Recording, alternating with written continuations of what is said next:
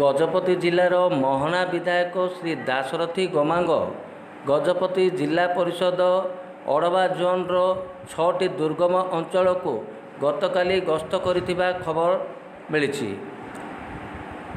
ଏହି ଦୁର୍ଗମ ଅଞ୍ଚଳରେ କୌଣସି ସରକାରୀ ବାବୁଙ୍କ ପାଦ ପଡ଼ୁନାହିଁ ଏବଂ ସରକାରଙ୍କ ବିଭିନ୍ନ ଯୋଜନା ଏହି ଦୁର୍ଗମ ଅଞ୍ଚଳରେ ପହଞ୍ଚି ପାରୁନଥିବାରୁ ସେ ଖବର ପାଇ ଜନସମ୍ପର୍କ ରକ୍ଷା କରିବା ପାଇଁ ଗତକାଲି 6ଟି ଗ୍ରାମକୁ ପରିଦର୍ଶନ କରିଥିଲେ ଏବଂ ଏହି ପରିଦର୍ଶନ ସମୟରେ ସେ ଲୋକମାନଙ୍କର ଅଭାବ ଅସୁବିଧା ବୁଝିଥିଲେ ଏବଂ ସରକାର ଯୋଜନା ବିଷୟରେ ମଧ୍ୟ ଲୋକମାନଙ୍କ ସହିତ ଆଲୋଚନା କରିଥିଲେ।